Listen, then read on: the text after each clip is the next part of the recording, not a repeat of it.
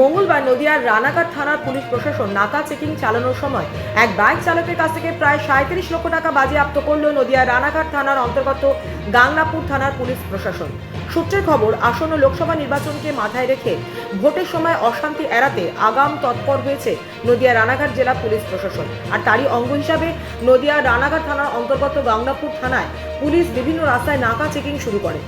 Police সূত্রে খবর, মঙ্গলবার ভোর রাতে আনুমানিক 4:45 নাগাদ নদিয়ার গাংনাপুর বাজার এলাকায় একটি বাইক চালককে সন্দেহজনকভাবে আসতে দেখে দাঁড় করায় পুলিশ এবং তারপরে তল্লাশি চালিয়ে বাইক চালকের কাছ থেকে বিপুল পরিমাণ টাকা উদ্ধার করে নদিয়া রানাঘাট থানার অন্তর্গত গাংনাপুর থানার পুলিশ প্রশাসন। পুলিশ সূত্রে খবর, উদ্ধার হওয়া টাকার পরিমাণ প্রায় 37 লক্ষ টাকা। কোথা থেকে এলো এত নগদ টাকা এবং কোথায় নিয়ে যাচ্ছিলেন এত টাকা ওই বাইক চালক, তা জানতে বাইক চালককে আটক করে জিজ্ঞাসাবাদ শুরু করেছে নদিয়ার রানাঘাট থানার অন্তর্গত গাংনাপুর থানার পুলিশ প্রশাসন। আমাদের সঙ্গে থাকার জন্য ধন্যবাদ। নিউজ প্রাইম টাইমস, যেখানে প্রতিটি মুহূর্তই গুরুত্বপূর্ণ।